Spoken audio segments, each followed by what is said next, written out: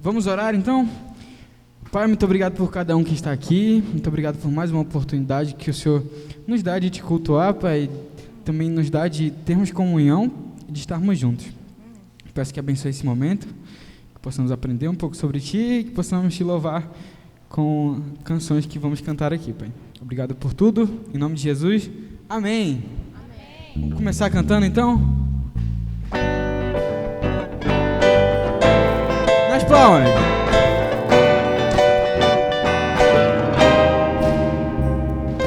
Deus rico em misericórdia, que a vida trouxe a nós, e através de Jesus Cristo revelou seu amor, ensinou a riqueza de sua graça, sua bondade para conosco em Cristo Jesus. Pela graça somos salvos, não vem de nós, é dom de Deus, Deus fiel até o fim, Deus formoso, Pai leal, tua igreja te adora, Deus sem igual.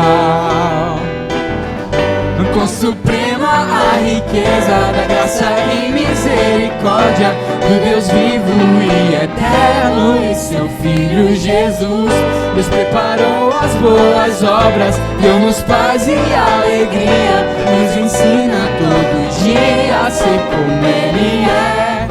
Pela graça somos salvos, não vem de nós, é dom de Deus, Deus fiel até o fim, Deus formoso, Pai leal, tua igreja te adora, Deus sem igual. O Pai nos fez filhos em amor, Jesus, o amor nos ensinou, Espírito Santo, da vida e verdade. Pai Nos fez filhos em amor, Jesus, o amor nos ensinou, Espírito Santo, da vida e verdade. Pai nos fez filhos em amor, Jesus, o amor nos ensinou, Espírito Santo, da vida em verdade.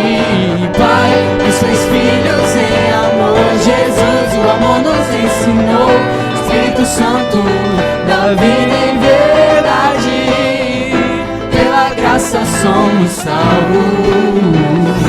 não vem de nós, é dom de Deus, Deus fiel até o fim, Deus formoso, Pai leal, tua igreja te adora, Deus sem igual,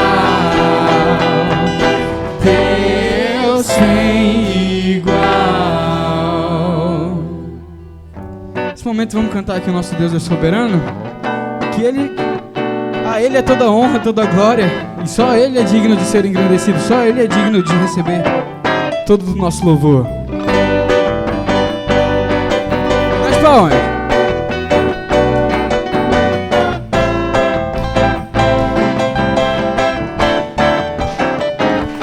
Nosso Deus é soberano,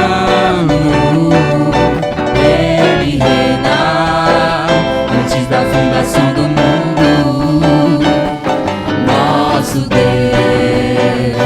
é soberano, Ele reina antes da fundação do mundo. A terra era sem forma e vazia, e o Espírito do nosso Deus se movia sobre a face das águas. Foi Ele quem criou o céu dos céus, fez a separação das águas da terra seca. Foi Ele quem criou os luminares e criou a natureza.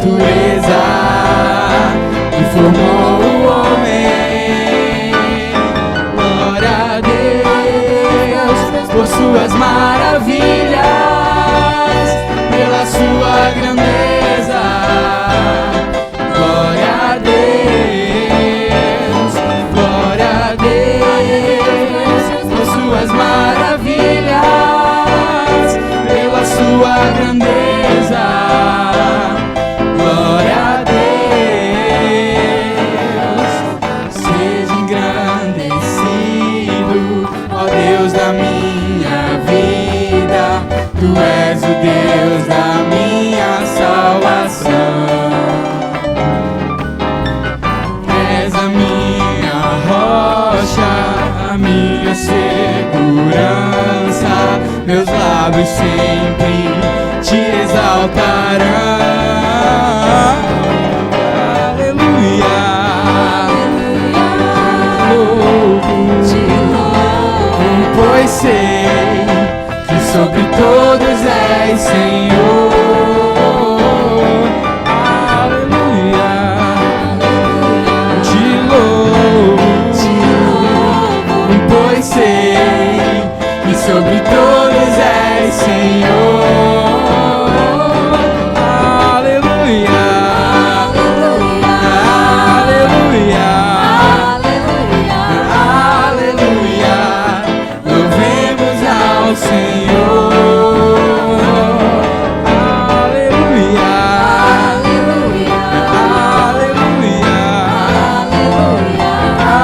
Aleluia. Louvemos ao Senhor. Aleluia. Louvemos ao Senhor. Aleluia. Louvemos ao Senhor.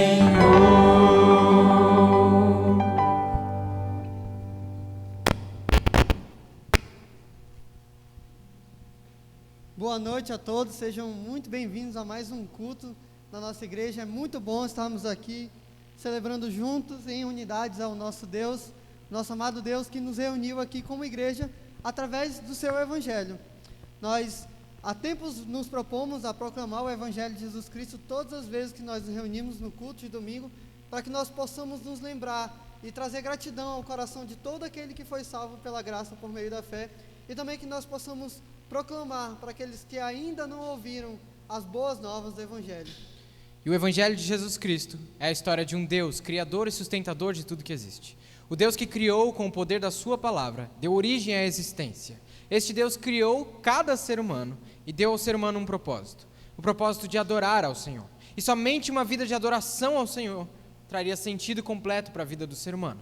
Porque todo ser humano foi criado para adorar ao Senhor. O ser humano, então, obteve esse privilégio de poder viver em adoração ao seu Deus. Esse Deus soberano deu apenas uma instrução, uma restrição, na verdade, para o ser humano, que ele não deveria comer do fruto do conhecimento do bem e do mal. Mas como sabemos, Adão e Eva então pecaram, eles desobedeceram a Deus.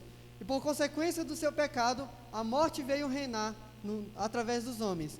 Todos os filhos de Adão e Eva, todos os seus descendentes, já nascem debaixo do pecado.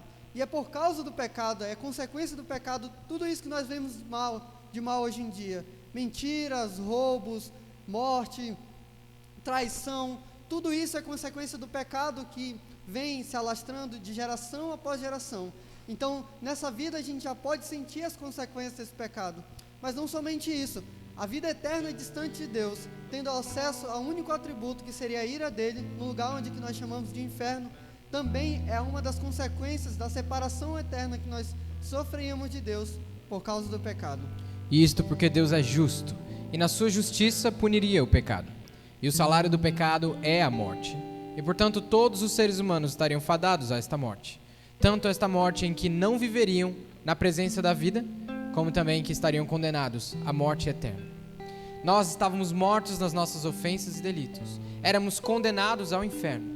Mas Deus, que é rico em misericórdia, nos trouxe a vida. Deus, movido pela sua misericórdia, em uma ação movida unicamente por si mesmo, a qual nós damos o nome de graça, Deus veio aos pecadores e lhes trouxe salvação. E a maneira que esse Deus nos trouxe salvação foi Ele mesmo vindo à terra nos reconciliar com Ele. Jesus Cristo, o próprio Deus, se fez carne e habitou no meio de nós.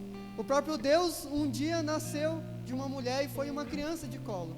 Esse Deus que era 100% homem, porque nasceu a partir de Maria, mas ainda assim era 100% Deus, porque foi gerado pelo Espírito Santo. O próprio Deus viveu na terra e Ele mesmo decidiu pagar pelos nossos pecados.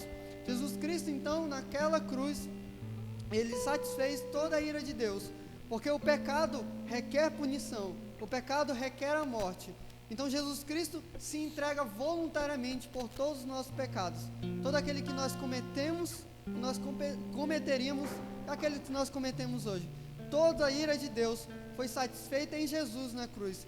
Ele pagou o alto preço para que nós pudéssemos ser justificados, pudéssemos ter então acesso a essa misericórdia de Deus, a essa graça, a esse movimento que veio e nos salvou. Jesus Cristo morre naquela cruz, mas no terceiro dia Ele ressuscita, trazendo assim salvação para todo que nele crê. Porque a verdade do Evangelho não se encerra na cruz e no pagamento dos pecados, mas se consuma na ressurreição do Senhor Jesus Cristo. A ressurreição que demonstra que Ele é justo e que é o portador da vida e que Ele é o único que tem poder de dar a vida. Ao ressuscitar, o Senhor Jesus consumou, finalmente, aquela vida que nos estava prometida, que entraríamos então no descanso do Senhor e estaríamos ressurretos junto com Jesus. Quando o Senhor Jesus morreu na cruz, Ele disse: está consumado, está finalizado toda a obra. E quando ressuscitou, deu aos seus discípulos uma instrução: ide por todo o mundo e pregai o Evangelho a toda criatura. Fazei discípulos de todas as nações, batizando-os em nome do Pai, do Filho e do Espírito Santo. Espírito este que Ele prometeu, que viria para tomar conta do seu povo, para guiar o seu povo. O Espírito que capacitaria o seu povo com dons, o Espírito que guiaria a igreja e que conduziria a partir da palavra. O Espírito que convoca os pecadores ao arrependimento. Os evangelhos de Jesus Cristo chamam os pecadores ao arrependimento. Que se arrependam dos seus pecados e se voltem para os caminhos do Senhor. Que se rendam diante da majestade do Deus glorioso que nos trouxe a salvação. O evangelho de Jesus Cristo nos propõe uma conversão, uma mudança de direção. Antes estávamos andando rumo ao inferno, mas o Evangelho de Jesus Cristo nos convoca a andar em direção ao Rei dos Reis. E isto é por graça, vem de Deus, que nos tirou do reino das trevas e nos trouxe para o reino da luz. O Evangelho de Jesus Cristo nos convoca ao arrependimento e nos chama a caminhar diante do Senhor. E a nossa missão como igreja, moldar as nossas perspectivas à luz do Evangelho, viver o Evangelho verdadeiramente e anunciar a toda criatura que o nosso Rei ressuscitou e que reina à destra do Pai e que em breve, muito em breve, voltará para nos buscar. Vamos orar. Senhor Deus, nós te agradecemos pela tua graça. Senhor, nós sabemos que nós não poderíamos fazer nada para ser salvos. Nós sabemos que nós não tínhamos como pagar o preço pelos nossos pecados. E o Senhor veio e nos reconciliou. Nós te agradecemos, Deus, porque o Senhor, com o seu amor, nos salvou e trouxe tamanha misericórdia sobre nós, Senhor. Que nossos corações sejam cheios de gratidão e de respostas ao Senhor Deus. Que nós possamos, então, viver para esse Deus que nos salvou e nos reconciliou. Que a nossa vida, Senhor, seja um reflexo do Teu Filho, Jesus. Nós te pedimos que o Senhor nos guie, nos dê sabedoria e nos encha com a Tua graça, Senhor. Nós oramos no nome de Jesus. Amém.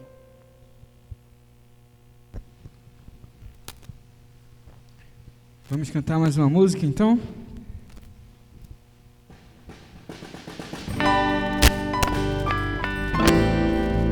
Que bom que temos a ciência de que o nosso propósito é adorar a Deus. Em todas as nossas ações devemos glorificá-lo. Tudo é para o louvor da glória de Deus. Vamos cantar? Agraciados com todas as bênçãos no Espírito, postos em lugares celestiais em Cristo, para o louvor da sua glória, eleitos antes que o mundo fosse fundado, chamados para a santidade em dele, predestinados para filhos de adoção, segundo a sua boa vontade. Deus o Pai da glória, nós te rendemos graças, Senhor Jesus o Cristo, nós te exaltamos.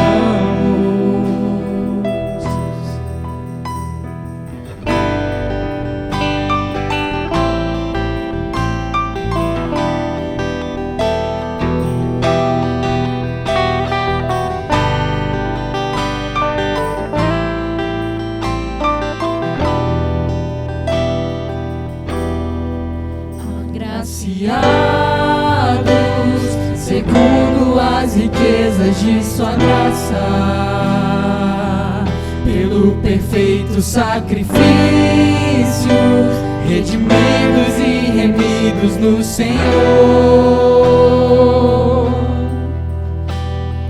para o louvor da sua glória.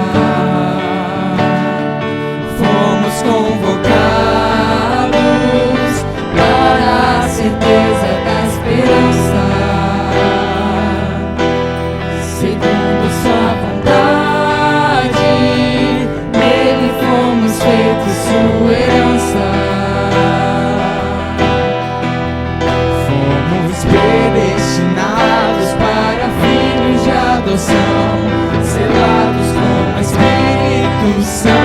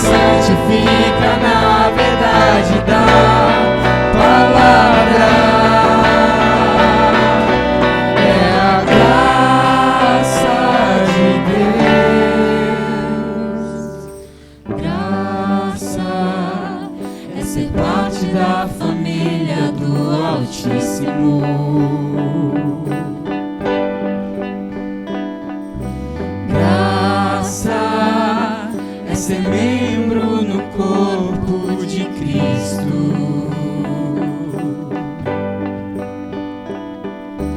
Graça é ser aperfeiçoado na unidade.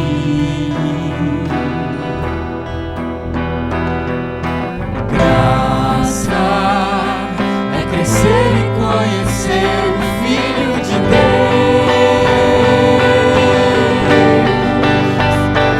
É por graça que Deus distribui os dons do Espírito.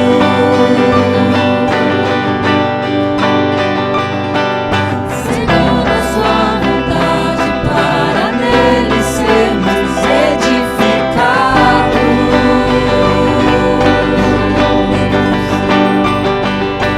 Pai, que nos reconciliou no Filho, que sua vida entregou e deu Espírito, que santifica na verdade da palavra. É a graça de Deus. Ele que desceu é o mesmo que subiu, colocado sobre todas as coisas. E aquele que desceu é o cabeça da igreja, que ele mesmo estabeleceu. Aquele que desceu é o mesmo que subiu, dando dons aos homens no Espírito. Aquele que subiu é o mesmo que em breve voltará. Por graça, Pai, que nos reconciliou no Filho, que sua vida entregou e deu Espírito, que santifica na verdade da palavra. Pai, que nos reconciliou no Filho, que sua vida entregou e deu Espírito, que santifica na verdade da palavra. É a graça de Deus.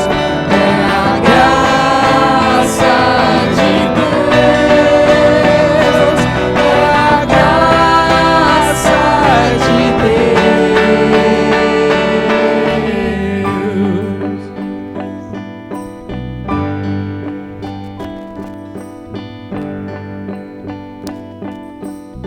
Vamos orar?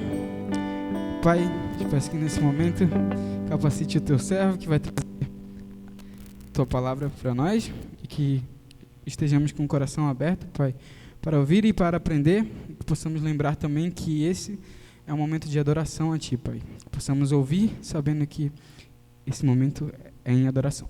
Obrigado por tudo, em nome de Jesus, amém.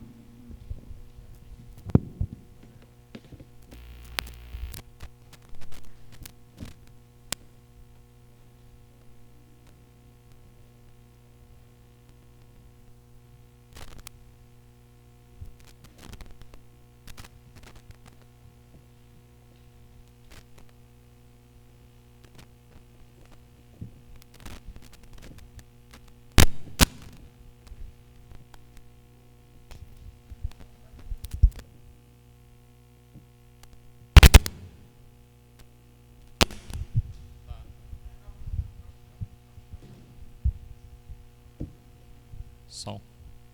Agora ligou.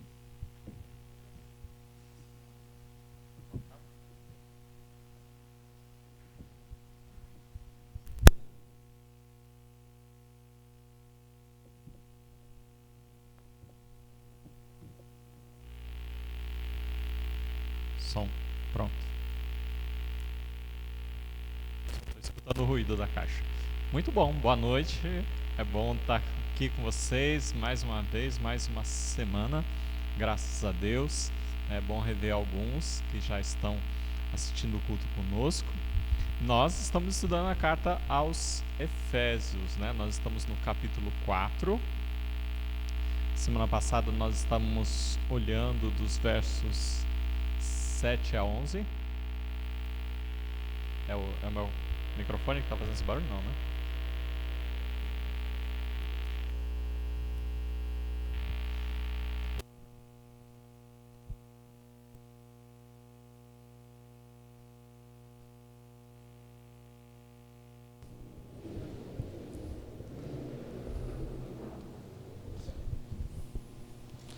Obrigado, Paz. Pronto. Agora parou o barulho. Esquisito. Muito bem. Então, nós estamos estudando o livro de Efésios, né? Nós estamos no capítulo 4. Semana passada nós estávamos olhando dos versos 7 até o... Eu li, né, até o 13, mas a gente estava estudando do 7 ao 12. Tá bom? Hoje eu vou continuar, né? Eu vou fazer assim, hoje eu vou ler do verso 11 ao 16, só para a gente entender essa parte final, né, desse trecho que nós estamos lendo a respeito dos dons e para a gente ter um melhor entendimento, né? Então nós seguimos uma ideia falando a respeito do que são os dons, né? Depois nós falamos quais são os dons que nós vimos na semana passada, né? Os vários dons, nós vimos em vários textos. Aí nós ressaltamos que os dons são dados por Deus e Ele dá a qualquer tempo, da maneira que Ele quer, a hora que Ele quer, tá certo? Existem grupos cristãos que entendem que os dons cessam. Eu entendo que é muita presunção nossa, né? Pensar que pode ou não pode, acaba ou não acaba. Se está tudo nas mãos de Deus, Ele é quem decide, né? Houve só uma questão que talvez não tenha ficado bem clara a respeito dos ofícios, né? Os ofícios também são dons, né? Tanto é que na lista de dons ele coloca ofícios e dons todos juntos, né? Mas os ofícios, da mesma maneira, quem estabelece os ofícios é Deus.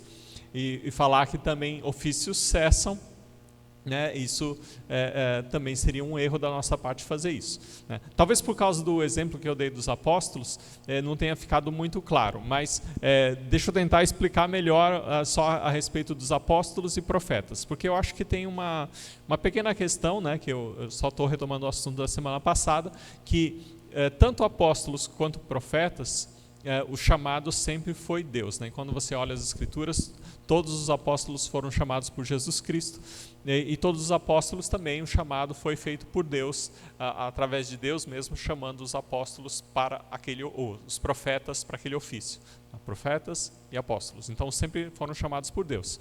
Os outros, ou liderança ou a própria igreja é quem chama, né? Aqueles que vão evangelizar, aqueles que vão pastorear, aqueles que vão ensinar, eles são chamados pela igreja. Então eu entendo que todos são chamados por Deus, mas o chamado de apóstolos e profetas é através de Deus, né? E os outros através da igreja, da liderança da igreja, mas ainda assim é um chamado de Deus.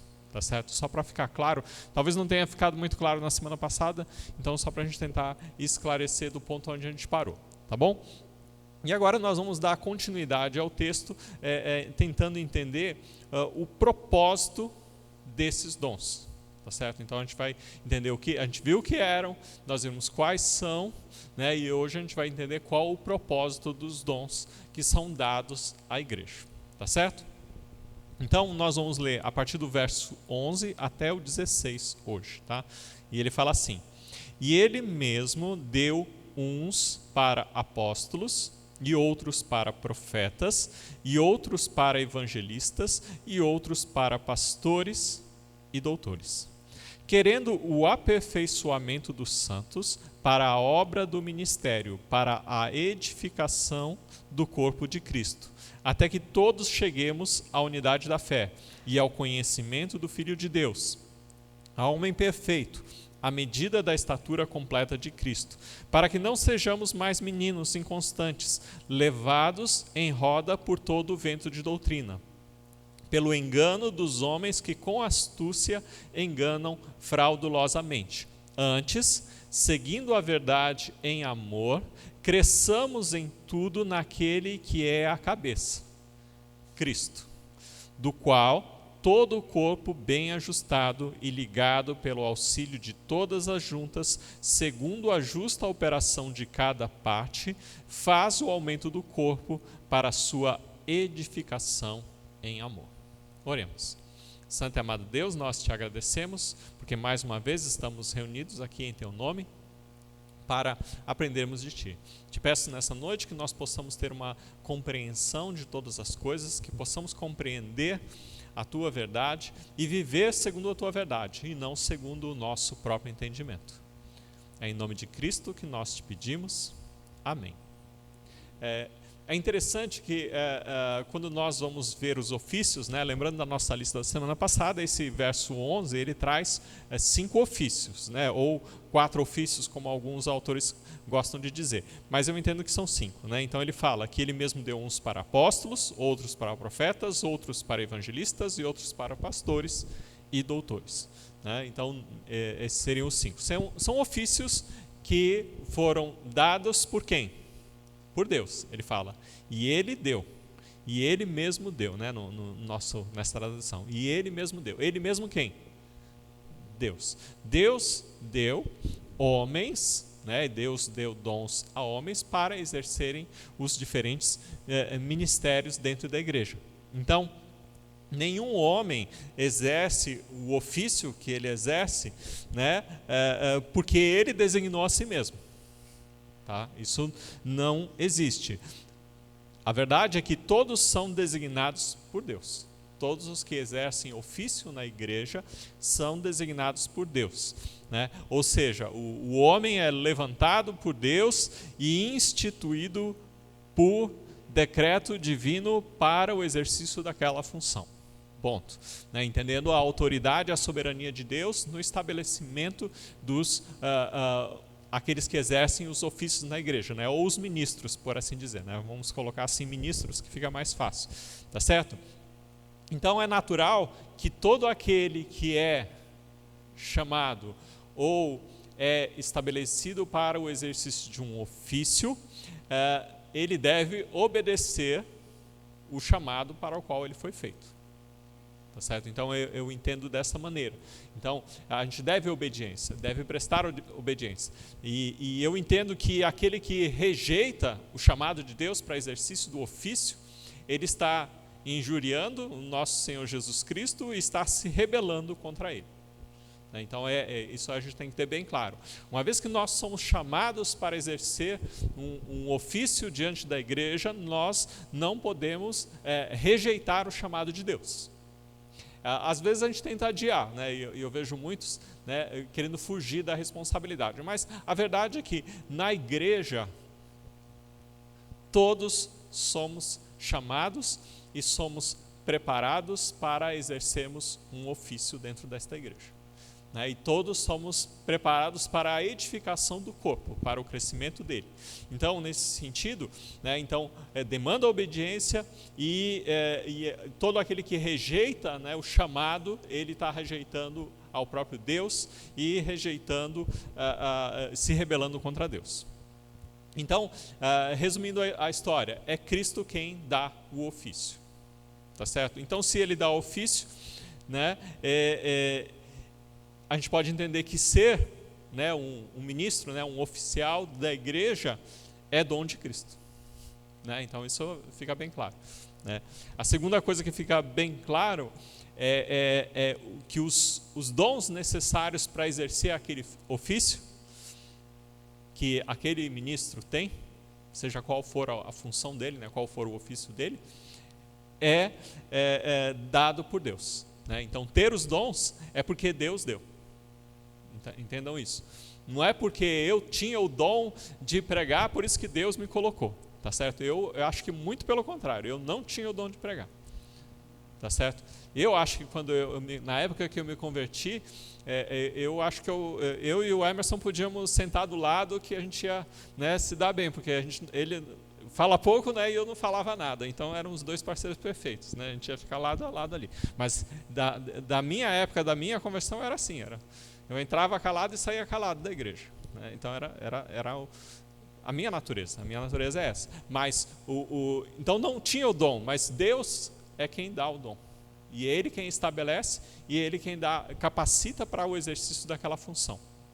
E o fato de eu ter assumido a responsabilidade, não pensa que é mérito meu, é também dom de Cristo.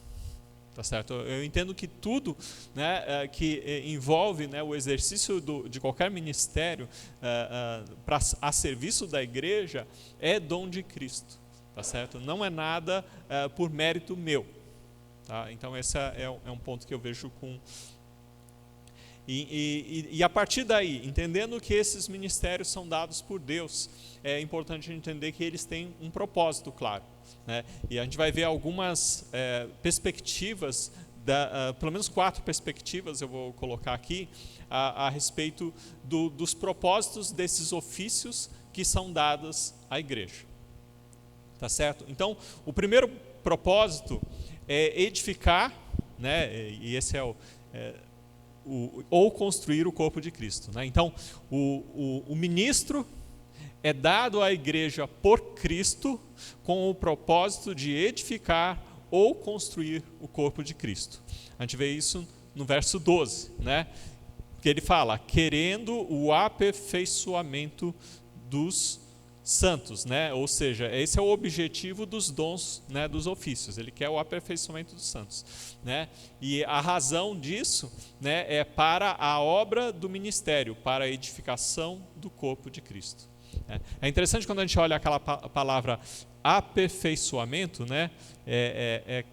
Eu olhei lá no grego aqui, né? Fui lá olhar, é catartizo, né? Um nome bonito, né? Para você dar para o seu filho, né? Catartizo, vem cá, né? Então, a ideia de preparar, examinar, completar, colocar em ordem, né? Arranjar, ajustar, tornar-se no que deve ser, né? Aperfeiçoar, né? Que é a palavra que a gente tem aqui na tradução, adaptar, né? Ou até a palavra equipar, né? Então tem uma série de palavras assim que explicam esse aperfeiçoamento. Tá certo? Então, nós somos preparados para isso. E eu acho que quando eu leio isso, me dá a entender que, da mesma maneira que eu exerço o ministério, eu fui instituído nessa posição para exercer esse ministério, para preparar outras pessoas para exercerem o ministério. Tá certo? Então, quando a gente vê equipar, preparar, né, ou a gente ajustar, né, tornar-se no que deve ser, né, quando a gente olha essas palavras e a gente pensa no aperfeiçoamento dos santos, eu vejo que o chamado para o ofício ou o exercício do ministério na igreja, né, ele tem o propósito de preparar todo mundo para exercer o ministério na igreja. É isso que tem que ser feito. Então, esse sentido eu acho importante e esse é um desejo também no meu coração, que a igreja esteja preparada para exercer o ministério. Né? Para que um dia, né, porque agora meu cabelo é branco, né, daqui uns tempos eu já vou estar com muitas dores nas costas, né, dali um tempo, né, eu já vou estar né, a gente vai ficando velhinho, né, vai ficando com as dificuldades, né, então vai haver um tempo que eu não vou mais por mim mesmo poder fazer as coisas. E nesse sentido, a igreja não pode estar esperando que aconteça um milagre, né, e o pastor, né, seja rejuvenescido, né, e começa tudo de novo, né? Então isso não pode ser esperado. O que tem que ser esperado é que não um, não dois, mas tenham vários homens capacitados e habilitados, né, preparados para o exercício do ministério. Né? Então, esse é o sentido da igreja, né? Preparar homens e mulheres para o exercício. E acho que a melhor maneira disso acontecer é trabalhando, exercendo o ministério. Né? Então, esse sentido é importante e eu vejo quando a gente fala no aperfeiçoamento dos santos. Né?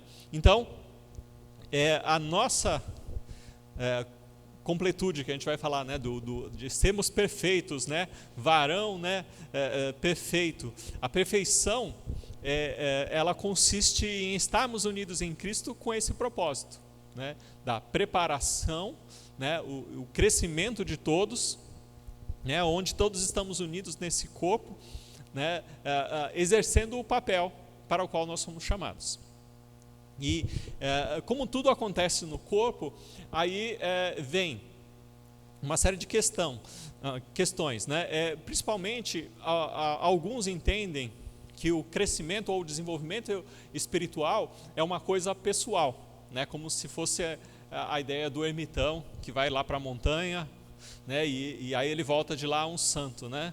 Ungido e quase, né, ressurreto, né, quase tudo, né? Então as pessoas acham que a espiritualidade é algo que é feito na individualidade, né?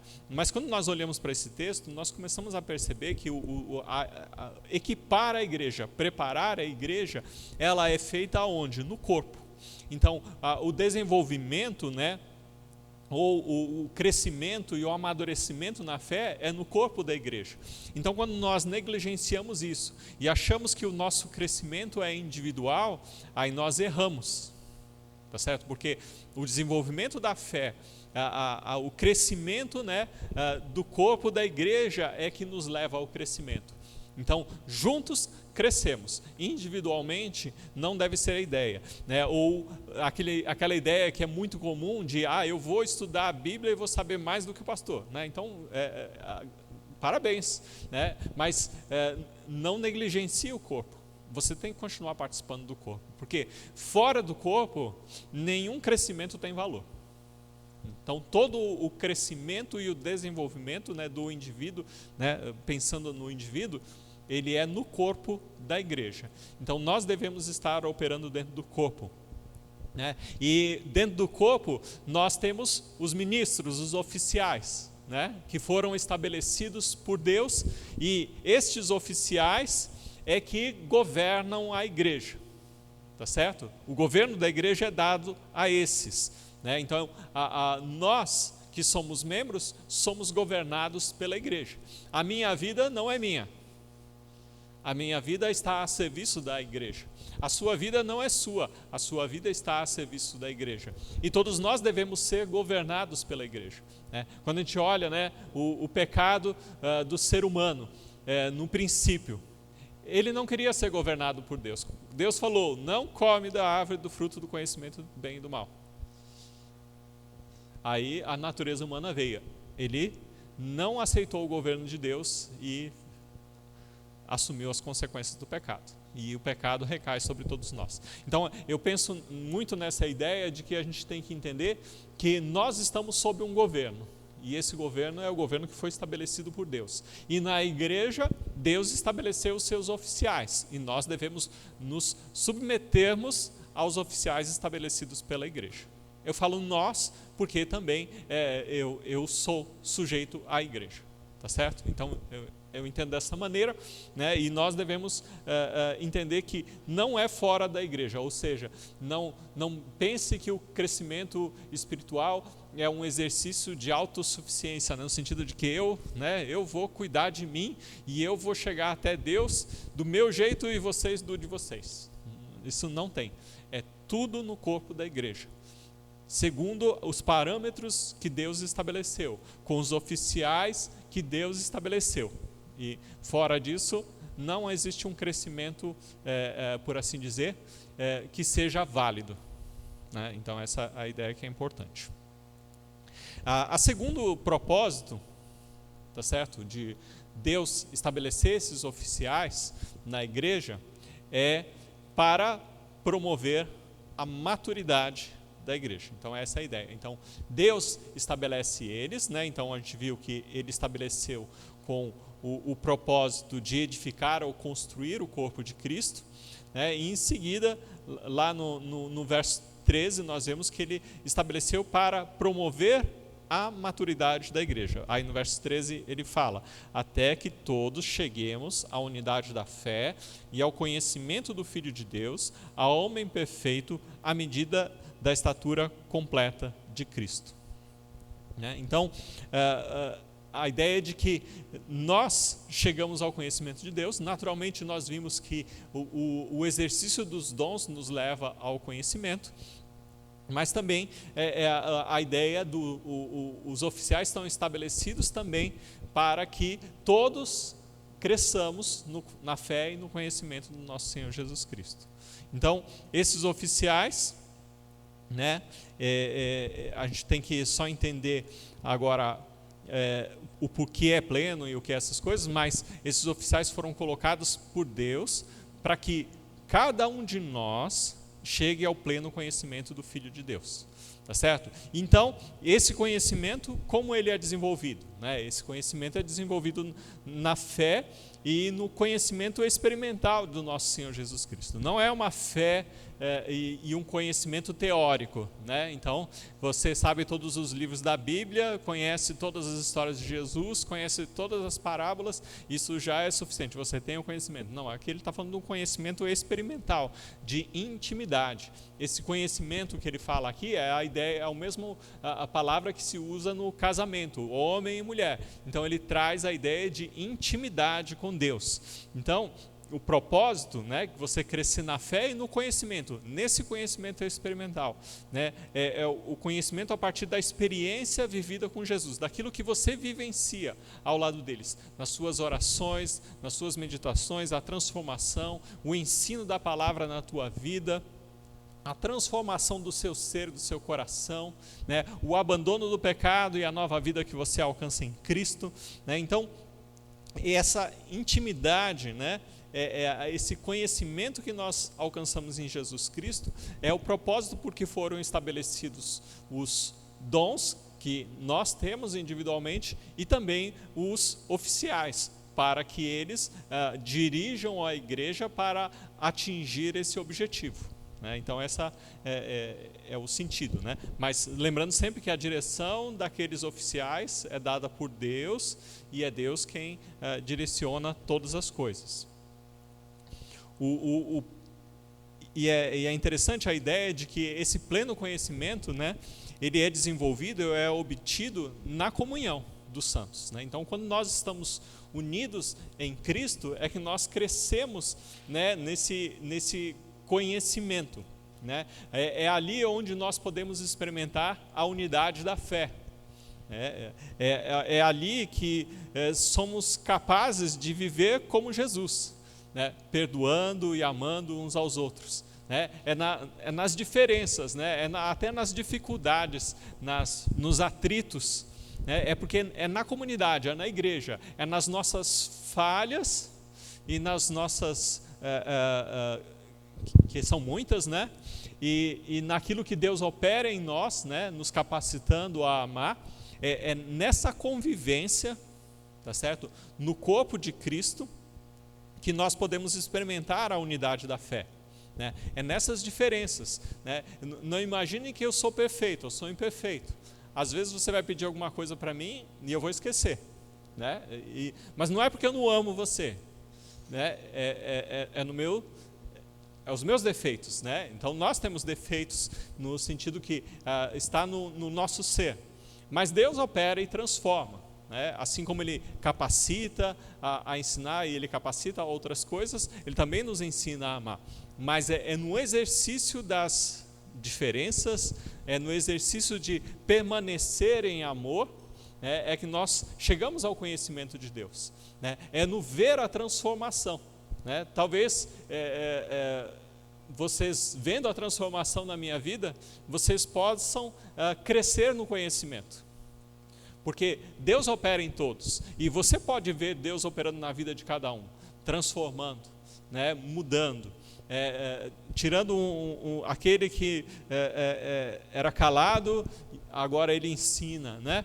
Aquele que era iracundo, agora ele é manso, né? Então, é no corpo da igreja que nós temos a oportunidade de aprender. Agora, quando nós nos afastamos do corpo de Cristo e seguimos o nosso próprio caminho, nós perdemos a oportunidade de chegar ao conhecimento e ao crescimento na nossa fé, a unidade do amor, e até de cooperar e ajudar na vida de outros. Porque Deus, Ele opera continuamente na transformação das nossas vidas, né? Então esse conhecimento é no corpo, né? E nós podemos conhecer o caráter de Deus, podemos conhecer o poder de Deus vendo a transformação na vida de pessoas, tá certo? E isso a gente vê claramente, né? E isso tudo acontece onde? Na igreja. Tá certo? Tudo isso é na igreja, é no corpo, é participando, né? E quando nós somos, por assim dizer,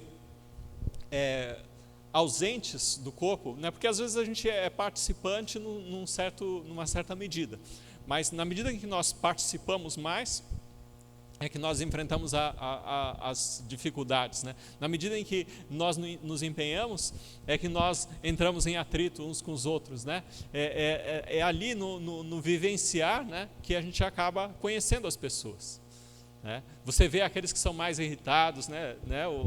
Então aqueles que perdem a paciência rápido, né? A gente vai vendo e vai conhecendo, mas ainda assim você pode ver Deus operando na vida dele, né? E você vê Deus operando na vida de outra pessoa, também coopera para o seu próprio crescimento. E Deus opera na sua vida também, de tal maneira que você também ajuda o outro a crescer. Então, na união do corpo, né, que nós chegamos ao conhecimento. E podemos chegar à intimidade com Deus, né? Às vezes nas nossas falhas, porque nós erramos, né, e a gente fica chateado quando a gente erra, né? E a gente vai lá e tem que orar a Deus. Deus me ajuda a mudar isso no meu coração, né? E Deus opera e transforma os nossos corações, mas onde eu chego à percepção dos meus erros e pecados? É na igreja, é no convívio, é na obra, é servindo a Deus, é fazendo a vontade dele, não é em outro lugar, né? Então a igreja é o centro de tudo isso. Então o meio para o amadurecimento, a unidade da fé e do conhecimento do Filho de Deus, né? Então é ali, né, que nós chegamos ao amadurecimento. Qual é o nível de maturidade que você deve estar, né? Ele fala, a varão perfeito, né? Então é isso. Aí aqui veio uma questão que eu fiquei pensando esses dias, né? Será isso no sentido coletivo ou no sentido individual, né? Eu pensei que talvez nos dois, né? No sentido de que a igreja coletivamente ela pode crescer a varão perfeito, assim como individualmente, quando nós estamos participando da realidade da igreja, nós estamos no corpo de Cristo, nós também chegamos ao conhecimento e ao crescimento da fé. Então isso é a mesma questão, e aí ele fala, né? E qual o padrão de maturidade, ou seja, qual é o modelo, né? Aí ele completa no final do verso, a medida da estatura completa de Cristo, né? Esse é o padrão que nós devemos chegar, né? Então, o varão perfeito, né, é mais ou menos assim a ideia do nível de maturidade onde nós estamos, mas o padrão, né, que nós devemos almejar, né, o padrão é Jesus Cristo, né? E se a gente pensar que Cristo é a cabeça e nós somos o corpo, né, então a gente tem que chegar até a plenitude, né, de Cristo. Então é isso que ele nos mostra, e a expectativa, o propósito é o amadurecimento. O amadurecimento é no corpo da igreja, não é fora da igreja. Esse amadurecimento é vivenciando, trabalhando e operando dentro da igreja, tá certo? E até onde nós vamos trabalhar, né? Até chegar à maturidade. Então quando chegar na maturidade é quando eu estiver velho? Não, né? Porque a gente pensa maduro, velho, né? Ou quase estragando, né? Então, não, né? Aqui a maturidade espiritual não tem nada a ver com isso. É o crescimento, né? É o estar pronto para servir o serviço, é estar pronto, né? Para estar na presença de Deus. Esse só termina quando essa parte da nossa vida, né? Quando a gente morrer, né? No fim das contas é só isso. Então, nós sempre trabalhamos para o crescimento, não tem um limite de tempo. Nós somos chamados, nós exercemos o ofício e vamos exercer os nossos ofícios e ministérios e tudo aquilo que Deus nos chamar a fazer, até quando? Até a hora que acabar, né? Não tem aposentadoria, por tempo de serviço, não tem aposentadoria por tempo de serviço, não tem aquele descanso remunerado, não tem nada disso. Né? Tudo nós trabalhamos sempre para o crescimento. Né? Não é que nem a gente faz faculdade, alcança o conhecimento, chegou no final, ganha um diploma. Tá certo? E a faculdade, sei lá, é 4 anos, é 5 anos, não é isso? Né? Então, não, a nossa faculdade é na igreja, nós começamos essa faculdade quando entramos na igreja e terminamos quando fomos para o céu. Tá certo? É assim, a nossa fé, o desenvolvimento da nossa fé tem que ser assim. Então, nós começamos e continuamos e vamos trabalhar até onde Deus quer que nós trabalhemos. E a minha posição, a posição que Deus te colocar. Tá certo? É essa a posição. A gente falou sobre isso semana passada. O que eu vou fazer? Às vezes essa é uma pergunta. Não. Faça o que está no seu alcance. Se você tem a oportunidade de anunciar o Evangelho, anuncie o Evangelho. Se você tem a oportunidade de ensinar a palavra de Deus, ensine a palavra de Deus. Se você tem a oportunidade de aprender, aprenda a palavra de Deus. Né? Aqui a gente não tem que ficar procurando posição ou cargo, nós temos que exercer aquilo que Deus coloca diante de nós e fazer o melhor naquilo que Deus nos colocou. Eu, sendo pastor, eu tenho que fazer o melhor sendo pastor. Né? Aquele que ensina tem que fazer o melhor ensinando. Aquele que evangeliza tem que fazer o melhor evangelizando. Aquele que canta tem que fazer o melhor cantando. Aquele que ministra música tem que fazer o melhor ministrando música. Não importa, se você faz qualquer coisa que seja, procure fazer o melhor para o corpo, dentro do corpo, para crescer no corpo e para que o corpo cresça. Né? Então, em todos os sentidos. O quarto propósito, ou terceiro propósito, eu já estou pulando aqui. Terceiro propósito, né? Porque Deus estabeleceu esses oficiais na igreja, né? Ele deu estes dons, né? Ele fez isso para a estabilidade da igreja diante do engano dos homens, né? Então, verso 14, ele fala: para que não sejamos mais meninos inconstantes, levados em roda por todo o vento de doutrina, pelo engano dos homens que com astúcia enganam fraudulosamente. Então, a igreja é chamada para viver de uma maneira estável, e para que sejamos estáveis, não podemos ser mais menino. Mas por que não pode ser menino? Bom, a gente pensa sempre na infância.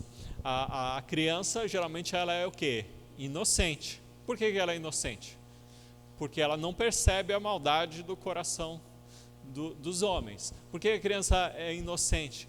Porque ela não vê a malícia. Por que a criança é inocente? Porque ela não sabe. Né? Porque se ela soubesse, ela não seria enganada. Mas quando a criança sabe, ela não é enganada 2 vezes. É só pegar uma criança e faz aquela brincadeira, né, de colocar aqui, né, e bate o dedo no nariz. Não tem aquela brincadeira? Você faz uma vez, você não faz 2, não. Né? Ela aprende, tá certo? Ela aprende pela experiência. Né? Tem criança ainda que cai várias vezes nessa brincadeira, né? Mas com o tempo ela aprende.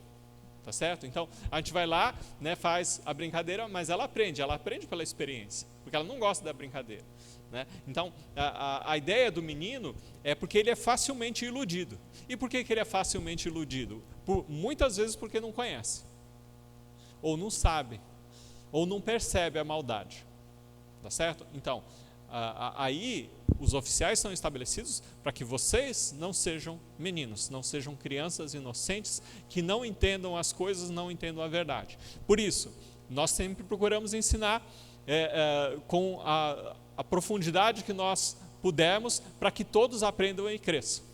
É natural que alguns sabem menos, outros sabem mais, mas o propósito é que todos cresçam, para que não sejam enganados e não sejam levados. Tá certo? Aí você fala, mas só criança que cai em erro. Homem adulto já é enganado também? Não, homem adulto cai. Se você me pegar desprevenido, eu caio nessa brincadeira também. Né? Então, a gente cai na brincadeira. Por que cai? Às vezes a gente sabe, só que às vezes a gente não espera. Né? Mas é aquela história. nós não podemos ser meninos, não podemos cair em erro a respeito do ensinamento e da verdade bíblica. E esse é o ponto central. Então, os ministros são colocados com este propósito, para que você saiba e para que você não caia em erro. Tá certo? Esse é o sentido principal. Então, não ser meninos, tá certo? Ou seja, e também não ser mais inconstante, né? Ele fala, levado por todo o vento de doutrina, né? O inconstante aqui para quem já pegou banzeiro no rio, que o vento dá de cá e você vai para cá, e o vento dá de lá e você vai para lá, né? Então você vai ao sabor do vento, né? Ou quando você está no mar, às vezes você pega e o vento bate nessa direção e o mar te empurra para lá, e depois ele te empurra para lá, e você não sabe para onde vai, você vai para onde o vento te levar. Tá certo? Então é essa a ideia, né? Então, não ser levado por todo o vento de doutrina, né? Por quê? Porque muitos são enganados. São enganados por quê? Modismos.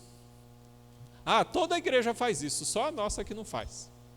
O modismo vai muito disso, né? Todo mundo faz aquilo, vocês não fazem, né? Ou chega uma novidade aí, né?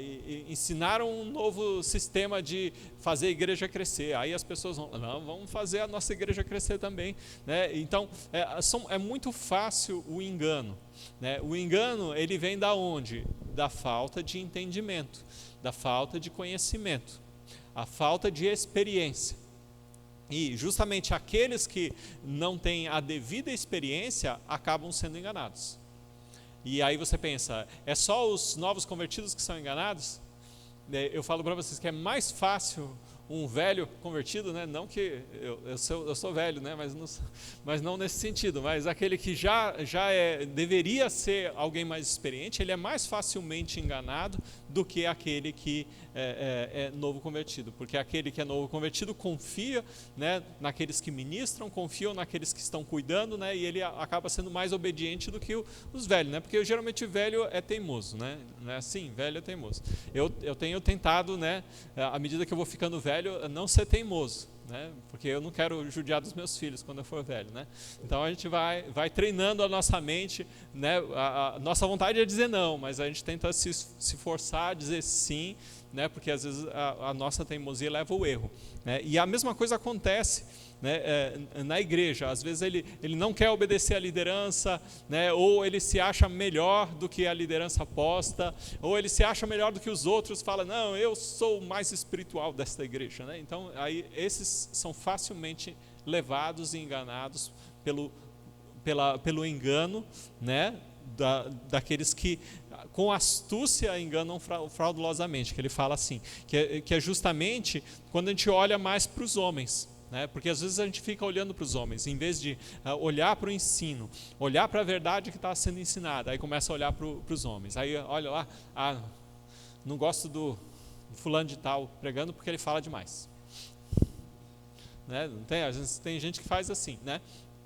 Ou coisas do gênero, e em vez de ficar olhando para o ensino, para a verdade, ficam olhando para as pessoas. Nós temos que olhar para a verdade, para aquilo que é ensinado, né? Então Deus estabelece os oficiais para que eles ensinem a verdade, e não pensem que não há esforço da parte daqueles que ensinam, há esforço, tá certo? E invariavelmente nós olhamos para as pessoas, né? Então quando nós olhamos para as pessoas, nós acabamos nos deixando enganar, e muitas vezes damos ouvidos àqueles que enganam, né? Mentem, porque existem muitos mentirosos do evangelho, né? Infelizmente essa é a verdade do mundo. Mentirosos, alguns enganam fraudulosamente, no sentido de que é intencionalmente, porque eles têm um desejo oculto no seu coração, e outros porque não sabem nem o que estão fazendo, né? Então essa é a ideia. Então não podemos ser inconstantes, não podemos ser meninos, e nem devemos ficar olhando mais para homens do que para Deus, né? Mas a gente tem que olhar atentamente para quê? Para a palavra de Deus, né? Então esse é o sentido. Olhe para a palavra de Deus, olhe para a verdade, olhe para o ensino, olhe para o propósito que está sendo colocado, né? Examinem as escrituras, vejam se o que está sendo colocado é verdade ou mentira. Então essa ideia é importante. Por quê? Né? Aí a gente volta para o quarto ponto, né, que é o quarto propósito. Né? Então Deus estabelece os oficiais da igreja para possibilitar o crescimento da igreja, né, em Cristo. Então esse seria o quarto propósito. E ele nos chama a seguir a verdade em amor. Então nós somos chamados a seguir a verdade em amor, né? Então, e como nós vamos seguir a verdade em amor, né? Demonstrando que vivemos a verdade através de uma conduta marcada pelo amor, né? Eu estou definindo aqui, né? Como podemos seguir a verdade em amor? Demonstrando que vivemos a verdade através de uma conduta marcada pelo amor.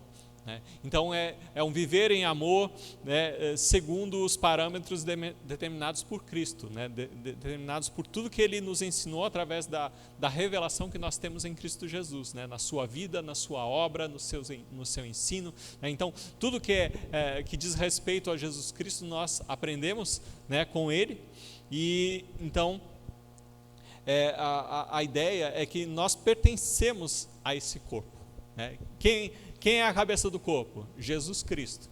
E se nós que aceitamos Jesus Cristo como Senhor e Salvador, né, nos arrependemos, mudamos de conduta, fazemos parte do corpo de Cristo. Né? Então aceitei Jesus, né, me arrependi dos meus pecados, eu fui chamado a fazer parte do corpo, então agora eu sou parte do corpo. Né? E a cabeça é muito importante, né, quando a gente pensa assim. Né? Se eu não tenho cabeça, qual é o meu estado? É morto, né? Então, você não deve ter dúvida. Se não tem cabeça, você está morto, tá certo? Então, se ninguém te avisou, é bom, tá avisado. Né? Não tem cabeça é porque está morto, tá? Então, você tem a cabeça. Você faz parte do corpo. Se você faz parte do corpo, você está sob a ordenação de quem? Da cabeça. Né? Não é na cabeça que tem o comando sobre todo o corpo? Então, o braço não pode decidir, essa noite eu não quero ser mais o braço direito, amanhã eu quero ser o braço esquerdo, né? Estou muito cansado de ser o braço direito, todo dia eu que escrevo, eu que seguro, né? Não, amanhã, né, eu vou ser o braço esquerdo, né? Coitado desse camarada, né? Você pensar no dia seguinte ele acorda com 2 braços esquerdos, né? Então, como que ele vai escovar os dentes, né? Vai ser uma luta, né? Então, se a gente olhar, o corpo ele é estabelecido e é firmado por quem? Por Deus. Deus coloca. Cada um está na sua parte e cada um tem a sua função. Tá certo? Então, Ele estabelece. Então, nós devemos permanecer em nosso lugar, exercer o nosso papel. Tá certo? E qual o propósito de nós exercermos o nosso papel? Engrandecer a cabeça, que é Jesus Cristo. Esse é o nosso papel. Nós estamos no corpo para engrandecer a cabeça, que é Cristo. E ele fala, segundo a verdade. Né? Segundo a verdade. Né? Ele continua lá no verso 15. Seguindo a verdade em amor. Seguindo a verdade em amor. Né? A ideia de seguindo a verdade, a palavra, se não me engano, é aletel. Não sei nem falar essa palavra. Né? Então, essa palavra ela vem trazendo de seguindo a verdade, ou em outra tradução, falando a verdade, ou ensinando a verdade, ou professando a verdade. Então, essa é a ideia que está por trás do seguir a verdade em amor. Né? Porque alguns seguem até a verdade, mas não querem participar do amor. Porque, na verdade, no corpo de Cristo nós podemos experimentar o amor, seja amando, seja recebendo o amor, mas nós somos chamados para o exercício do amor. É na igreja que você vai amar, né? Na igreja você vai aprender a perdoar, tá certo? Na igreja você vai aprender a andar de maneira correta, na igreja você vai aprender a aprender. É na igreja que todas essas coisas acontecem, mas você vai seguir a verdade em amor, permanecendo no amor de Deus, né, amando e sendo amado, né, e experimentando esse amor na sua vida. Então todos nós somos chamados para isso, né, e nós professamos a verdade, né, não apenas falando, né, mas vivenciando esse amor. Então a igreja permite isso, esse é o nosso espaço. Tá certo? Então, quando você participa desse espaço e você faz parte do corpo de Cristo, né, você se é alimentado por Cristo, né, se a boca come, o corpo todo é alimentado. Né? Então, aquele que se alimenta em Cristo permanece. Né? Aquele que está em Cristo, ele está em comunhão com os irmãos. Né? Então, nós nos comunicamos, porque nós fazemos parte do mesmo corpo. Então, nós todos temos uma conexão, né? Todos estamos conectados por Cristo. Então tem aqueles que são o braço, o outro é o antebraço, mas tem aquele que é a junta, né? Aquele que faz funcionar aquela função, né? Então é todos juntos que isso acontece. Não existe o individualismo na igreja. Nós somos um corpo, nós vivemos nesse corpo e nós vamos juntos, né, caminhando nesse sentido. Então aqui é um sentido de preocupação mútua, né, de um olhar pelo outro, um cuidar do outro, né, um ensinar o outro, né, você aprender e você ensinar. Né? Tudo isso faz parte da nossa vida cristã, né? E tudo isso é constituído e construído aonde? No corpo, né? Onde todos nós estamos, né? E qual é o resultado disso quando todos nós trabalhamos e executamos a nossa função? Né? É o crescimento progressivo, né? É dia a dia, é a igreja crescendo, nós como indivíduos crescendo, né? Todos participando desse corpo, é que nós temos esse movimento, vou chamar assim, em direção a Jesus Cristo. Né? Então é juntos que nós nos movimentamos em direção a Jesus Cristo. Né? Eu sozinho não vou fazer nada, nós temos que fazer juntos isso. Porque nós fazemos parte de um corpo. Né? Não adianta o braço ir se a perna não quer se mexer. Tá certo? Então há uma dependência mútua também. Né? Então há uma preocupação de comunhão mútua uns com os outros, mas também há uma dependência de uns dos outros, porque nós juntos crescemos.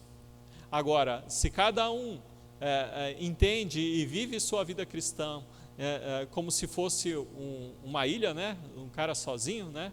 Que não precisa de nada, ele naquela ilha vai ter tudo, né? Não há crescimento dele e também ele impede o crescimento da igreja. E eu vejo aqui muito importante a gente pensar também da nossa responsabilidade com o que nós fazemos das nossas próprias vidas, uma vez que eu faço parte desse corpo. Então você também é responsável pelos seus atos e você também é responsável pelo desenvolvimento da igreja. Então, quando nós somos negligentes com a nossa fé, né, ou temos uma fé dividida, né, ou somos inconstantes, né, ou somos meninos, né, nós prejudicamos todo o corpo, num sentido porque muitas vezes o corpo não avança.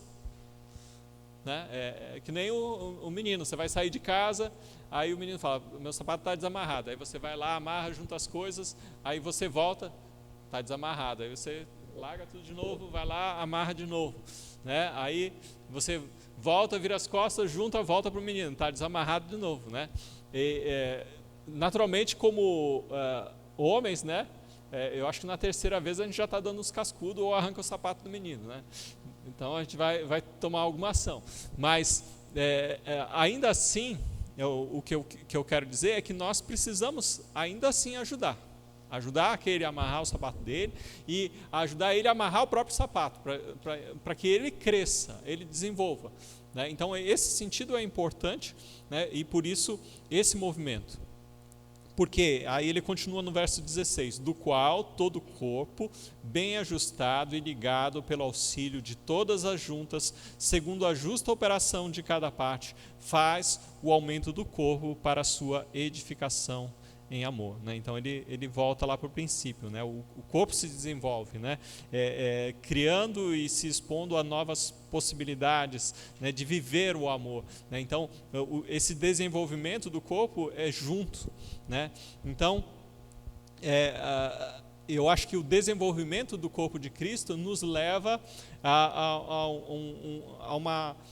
um estado de exaltar, né? E engrandecer o nome de Cristo, porque é esse o sentido, porque na medida em que a gente cresce, a nossa vida, a igreja, a comunhão, né, os nossos louvores, a nossa adoração, o exercício dos nossos dons, né, eles têm como a finalidade de engrandecer o nome de Cristo.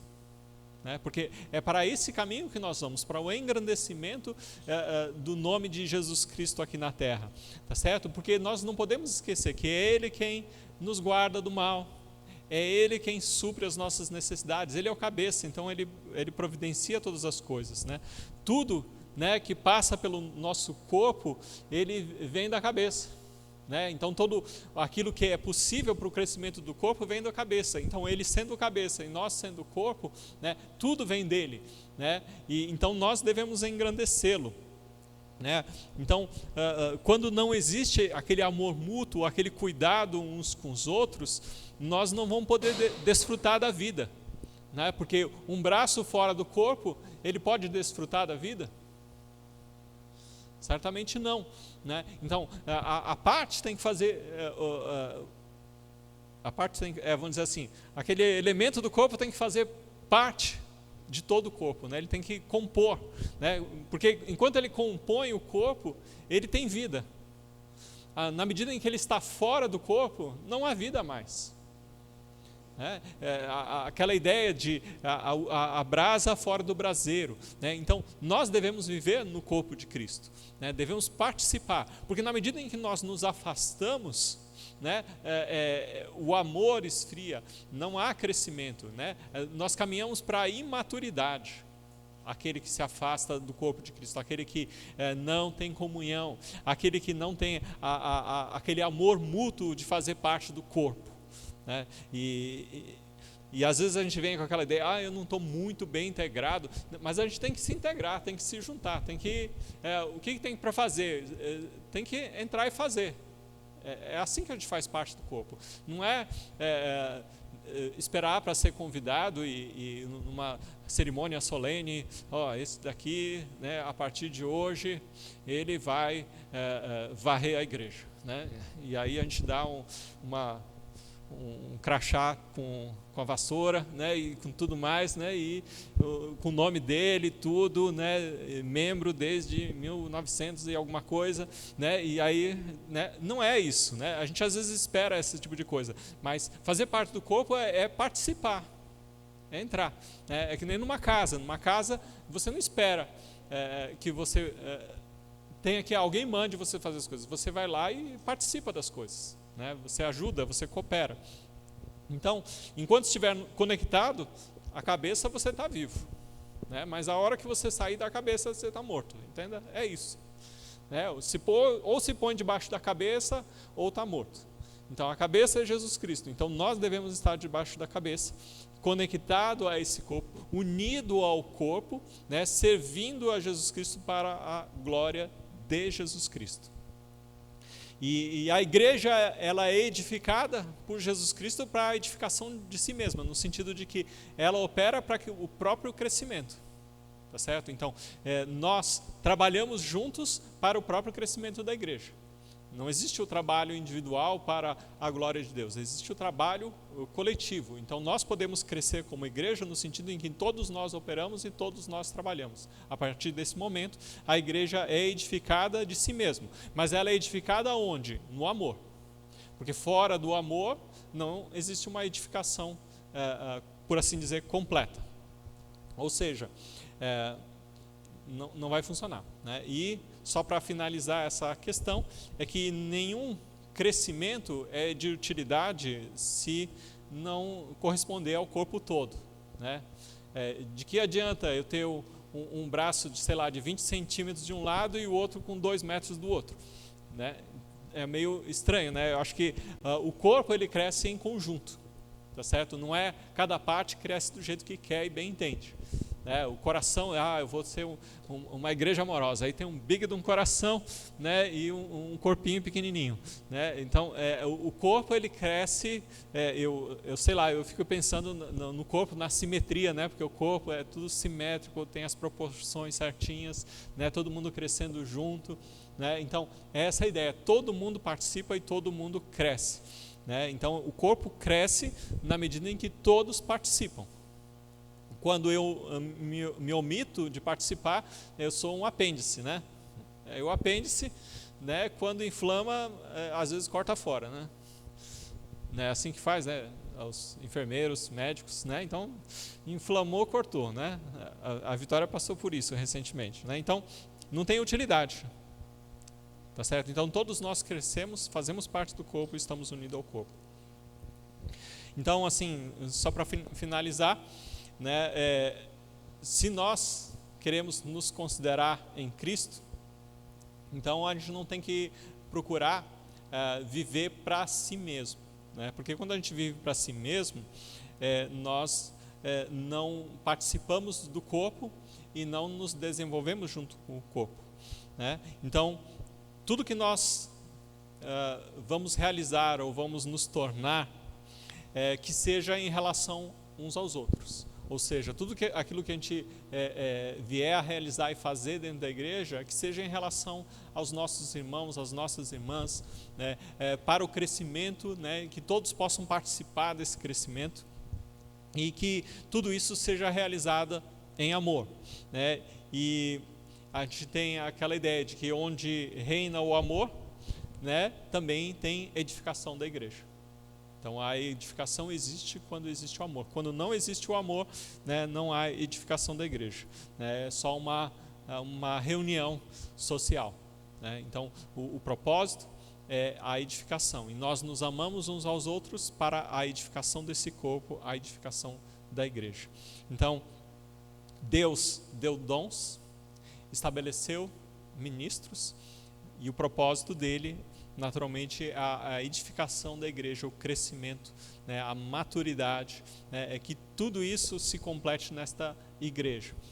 O nosso sonho é que todas essas coisas se realizem nessa igreja, que esta igreja, né, que tem sido chamada por Jesus Cristo, né, ela estabeleça homens e mulheres, né, que se habilitem a continuar essa obra, a servir a esse Deus, né? E eu chamo aqueles que estão fora do corpo, né, que venham fazer parte do corpo, né? Porque quem está fora do corpo, né, não tem vida. Esse é o resumo de tudo. Então, faça parte do corpo. Mesmo que você esteja no nosso meio e não tenha operado, não tenha trabalhado, junte-se a nós, né? Porque oportunidades e possibilidades existem, né? Então nós podemos fazer isso, né? Nós temos estabelecido grupos de oração, sejam nos lares, sejam na igreja, sejam os pequenos grupos, né? Temos os trabalhos que a gente está realizando no Janauari, no Cacau, estão ajudando lá no Pedras Vivas, né? Também em Iranduba, né? Onde Deus chamar, né? Tem trabalho, tá certo? E servir a Deus é a melhor coisa que a gente pode fazer em nossas vidas. Vamos servir a Deus onde está o nosso alcance, né? E Deus, ele faz o resto, tá certo? Sonhos, projetos, há muito tempo eu já entreguei nas mãos de Deus, né? Eu já tive minha fase de eu decidir, eu quero fazer isso, eu quero fazer aquilo, né? E eu rápido aprendi que não ajuda, né? A gente simplesmente serve, faz aquilo que está ao nosso alcance. Se é convidar, se é pregar o evangelho, né? Eu comecei na igreja buscando criança. Então a igrejinha era pequena, aí tinha uma favela, tem que buscar a criança. Tá bom, isso eu posso fazer. Eu tinha um Fusquinha na época, aí eu saía com aquele Fusquinha e vinha com umas 15, 16 crianças dentro do Fusca. Aí voltava para a igreja, tá aí, fiz minha parte, né? Fazia, né? Então, o que eu tinha era o Fusca, e com aquele Fusca eu trabalhava, tá certo? Tinha entendimento? Não. Eu vou ser sincero, não.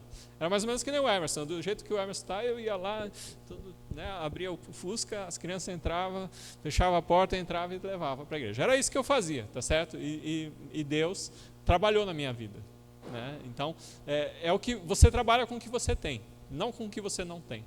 Você trabalha com aquilo que está ao seu alcance, né? Pode parecer pouco aos seus olhos, mas diante de Deus, né, o pequeno esforço que você coloca para fazer parte do corpo, né, coopera com todo o corpo, para o crescimento da igreja, para o amadurecimento da igreja e para o nosso próprio crescimento. Então, coloque-se diante de Deus, faça a vontade dele, né, e sirva a Deus, né, sem olhar para nomes, títulos, posições. Sirva a Deus. Esse é o meu conselho que eu dou para a igreja nessa noite. Então, oremos. Santo e amado Deus, te agradecemos porque o Senhor nos ama, te agradecemos porque o Senhor nos ensina através do teu Santo Espírito. Sei que somos falhos, sei que somos pecadores, dependemos em tudo de Ti. Te peço que o Senhor ajude a igreja, que nós possamos fazer parte, unidos como um corpo, operando e trabalhando para o desenvolvimento da Tua obra, Senhor. Que a nossa igreja possa crescer, amadurecer na fé, no amor e no conhecimento de nosso Senhor Jesus Cristo. E é em nome dele que nós te pedimos. Amém, Senhor.